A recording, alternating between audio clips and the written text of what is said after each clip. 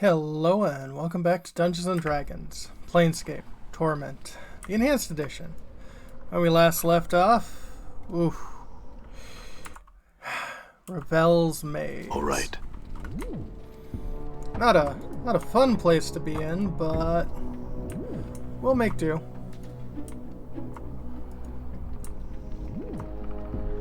Hi. You might want to detect some traps. Why not?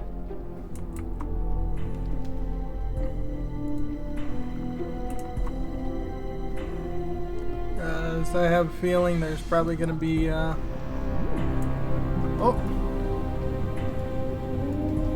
I'm gone.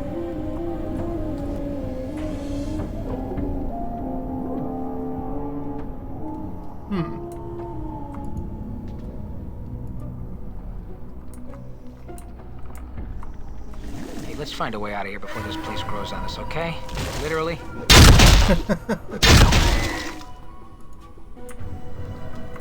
Thanks, Mort.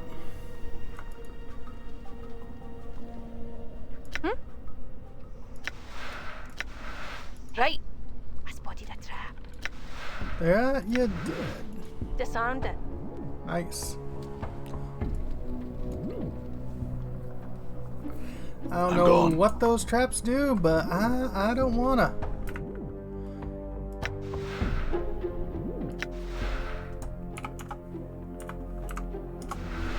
And aha.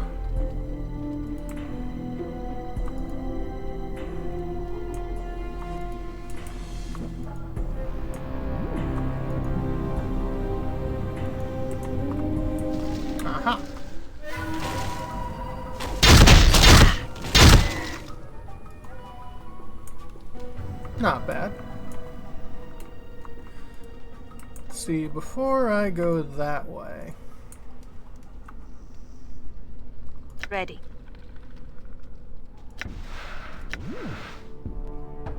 Why not?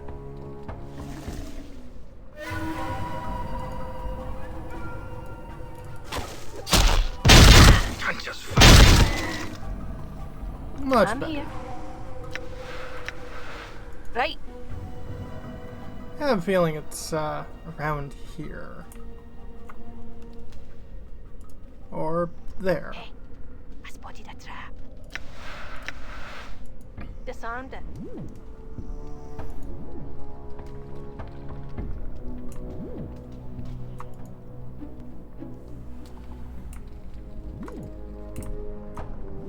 Hello. You want to come over here? Nope.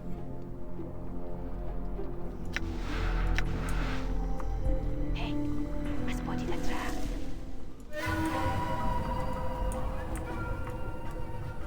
All right. Time is the Nice. Aye, might as well.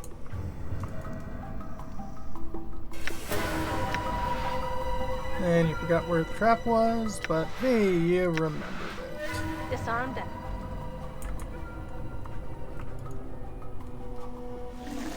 Hello.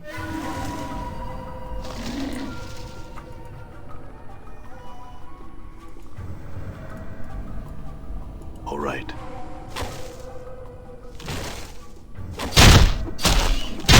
I'm just fine.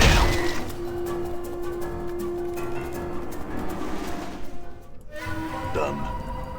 Oh, these people do respawn. Which is kind of annoying.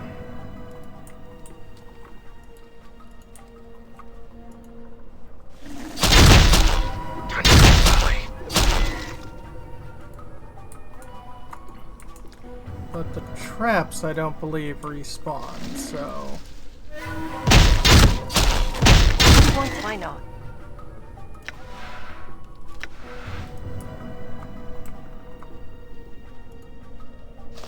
Hey, I spotted a trap.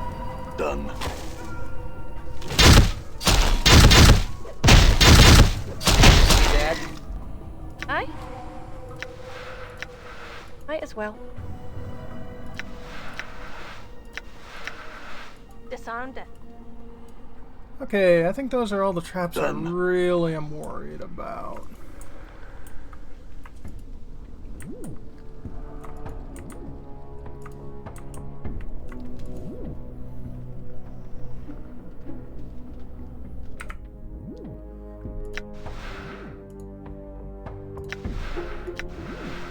Save over that.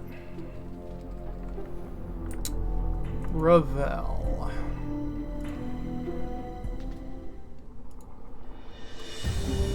The plump, hook-nosed crone before you doesn't look like much of a myth. She's outfitted in a simple, if dirty, brown shirt and leggings, with a number of pouches hanging from a frayed belt.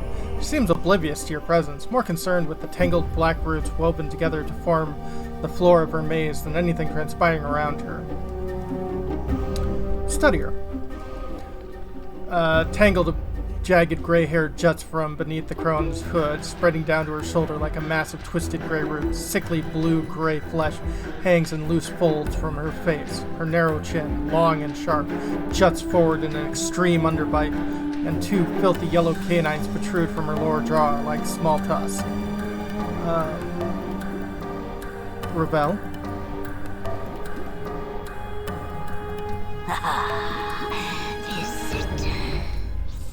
Crone's voice is thick and scratchy, as if trying to force its way past layers of dust. Her eyes are a dull, bloody red, with black veins running through them like tree branches. As she gazes at you, a strange crawling sensation passes through you, like snakes burrowing beneath your skin.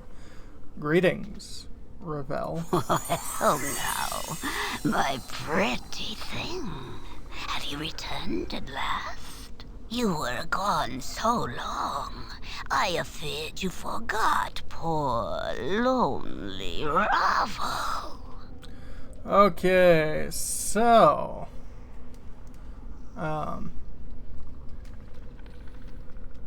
there are certain options of conversation which gives you great bonuses. How could I forget you, Ravel? I missed you, but you hid yourself in a place that was difficult for me to reach. Come now, do you not wish my company? Ah, Ravel's yellow smile widens, peeling back the folds of her skin as she cackles softly. Such sweet words. You already are knowing the answer you're asking, my precious man. I scattered clues like caltrops, and these were my means of guiding you to my garden. I feared it was you who had forgot. I assure you, I did no such thing. Returned you at last. Have you? But what has returned? She squints at you with her black-veined eyes and hisses softly. Let Ravel see how you have fared in this life. She reaches out as if to caress you, and you suddenly notice her fingers are talons, each fingernail's filthy and wickedly sharp. Remember this kind of happened before. Let her touch us. Her ragged talons trace their way across your skin, and in the wake you feel some strange tingling sensation you felt when Ravel first looked at you. Your eyes dim somewhat, and her talons slide gently across the contours of your face, lingering on your scars. Wait. Ravel's fingers withdraw, and she looks at you sadly. Oh, sad, sad, broken half thing, all a pieces. She squints at you again. No longer the one Ravel knew you. Are you still a broken? After all this sad, sad time? Broken? What do you mean? A body you possess, but a body of knowledge you do not. She points at her ragged talons of your chest and at your scars. Many and such scars you have, all scrawled on your skin. Many tales does your skin tell. What tales do my skin tell? Your scars and tattoos shout to me. Here is a man in confrontation with the world. Ravel makes a crooning noise, not unlike a dying bird. Ah! Yes, such tales would shrivel even a hag's ear. Tell me these tales. I would know them. Tales are many. They echo of balance and balance, trials of war, battles with fiendishly elements, and a creature that feeds on others from afar to stain itself, and of torments. Such torments flesh has never known. Balance imbalanced. Divided in two you were, when your mortality was peeled from you. No longer balanced, much broken in the separation, both a blessing and a mistake. But more a mistake than a blessing, Ravel, thanks. You took my mortality. How? Forgotten how of it. Have I? Have I? Ravel's gaze dims for a moment, the black veins swimming in her eyes. And even if I remembered it, I'd never do it twice. Not forgotten the moment have I, after the break. Seeing the pain streaming from your veins, your cries like a wailing child. Every bit you're being filled with emptiness. Terrible, even for these eyes. So, that's why I feel hollow inside. Because my mortality is gone? Very well, what are these other tales my skin tells? Tales are many. Trials of war? Great, great trials of war. Much too much to be borne by any mortal thing. What war? Where? The war touches all, my precious half-man. There's no place in its caress not felt. Did it touch you? Ravel's voice drops almost bitter. To this, Ravel says, I would explain the scars. What are these other tales my skin tells? Tales are many. They echo a balance imbalance. Trials of war. Blah, blah, blah, blah, blah. Battle with fiendish elements. Two fiends butt heads. Ravel sniffs as if in contempt. Their tiny heads filled with ideas of how the planes should be, yet can never be, or the planes they would be no longer. Such foolishness. Not certain I understand. What are these other tales? A creature that feeds from others from afar? No base hungers do you feel, but far more terrible ones boil beneath your skin. At such a cost. Hungers? What do you mean? I know not. Not the nature nor the cause of these hungers. But heed this. Coming straight from cast their shadows before them, my precious half-man. There's no saying what these events will be, not even with Ravel's eyes. Very well. What are the other tales? And the torments. What are these torments you speak Updated of? my journal. Lodestone pulls iron to it. So do you, my precious half-man. But it is not iron, but the torment of souls. As others may suffer, they are drawn to you. And your path becomes theirs. She makes a sweeping gesture. Do you not see them in the eyes of those who have traveled here with you? My companions? What do you mean? Do you wish to explain this, Gith? Ravel throws a burning glance at Dakan, tempered with a fang smile. Vows may prove tighter than any chain, no? Manacles of a race once enslaved, now a slave again. Dakan is silent, but his blade shifts at Ravel's word. The blade darkens, the edge sharpening until the crack itself seems to carry a horrible malevolence to it. Watch your words, Ravel. A chattering skull! Ravel doesn't bother to even look at Mort, as if it is beneath her notice. Are his quips enough of a shield for what lies buried inside your brain box? Why speak truth when lies suffice? Mort, what do you mean, Ravel? The abyssal temptress, Ravel sneers, her yellow fangs piercing her purpled lips as she squints at falls from grace. Skin so fair, lips so rich, eyes that may cause you to forget Ravel herself. And yet she suffers more than any other when one turns on their nature. Many of the torments that arise from such a betrayal. Ravel, Grace replies softly, almost cautiously, I have come to terms with my... You lie, succubus! Ravel's lips peel back in a snarl. You lie! Do not dare to lie to me when your heart is a book to me. Every word you spit screams your torment. Have a care with your words, Ravel. Enough of this. Ravel gestures at Anna. She is as if she's for sale on an auction block. Look upon this feisty tiefling, such fiery hair and voice. Ravel smiles, baring her rows of yellow teeth. Shall I speak of your torment, tiefling? Anna seems paralyzed, her eyes wide as Ravel turns her black-veined gaze to her. You can see her trembling, her heart beating fast. No, I shall not speak of it. Ravel's voice drops, almost a bit exhaustion. The smile fades from her face. Grown tired of cruelties and torments. Ravel has the world a jagged enough place. Turns to you, her bloody eyes dimmed as she sighs. And you, my precious, precious half-man, for you, the greatest torment of all, life forevermore. Can it be a life that cares for you as Ravel does? She gnashes her yellow tusk with a horrid clacking noise. One so brave, so passionate, so terribly lost. Sad, sad. Ravel, why did you make me immortal? I must know. Puzzle of bone and skin were you, always intriguing, the most beloved of all who came to me, petitioning, requesting, pleading. Pleasing? Pleading for help. Ravel stares hard at you as your black-veined ember eyes her black vein ember eyes narrowing. So hard to see up past the scars, to dig up the man who once was underneath. Ravel, can you tell me anything of who I once was? A shadow with substance, a seek in that which casts the light. I know you more and no. Ravel pauses, her eyes dimming. No more than I know of a man of any man. Crossed paths have we, man tainted with undeath, still feeling the pangs of separation, and an old withered crone now all in prison. Crossed paths. Seems we are meeting for the first time. No, not? Ravel seems confused for a moment, then shudders as if throwing off a weight. Not at all. An echo of a future meeting this, or a past meeting, depending on which way time is facing. So this meeting echoes a meeting in the past. The now and the then and the very similar? So tangled the now and then is, both mirrored in each other. Once and again you come afore me with a problem. Challenge me for a solution to an impossibility. Ravel hisses at you and her eyes blaze. Beautiful, ungrateful, beloved man. What is this impossibility I asked you to solve? Ravel doesn't seem to have heard you. She seems to be in the past, her eyes dim, as if looking far away. Such a fire in your eyes, enough to stir a grey lady's heart. Passion to be free, but when freed, the fire in your eyes gutted out. With the separation, your life shed all meaning, I fear.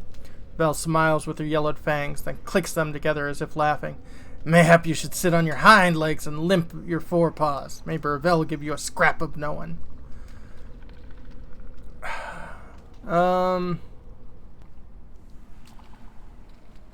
Let's see here.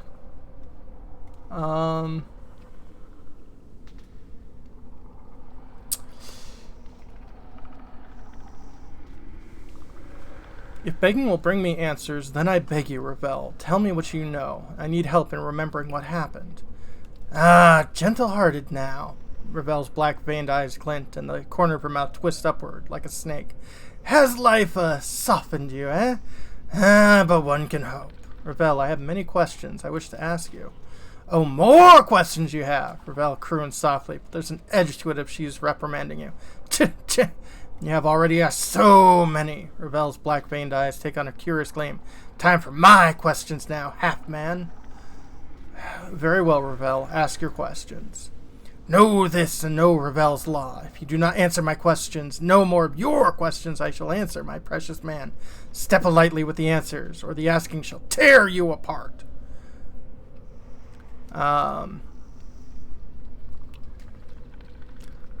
Let's see here. Your rules are fair. Ask your questions. I would know why you traveled here with the others. No, not the place that they were traveling to.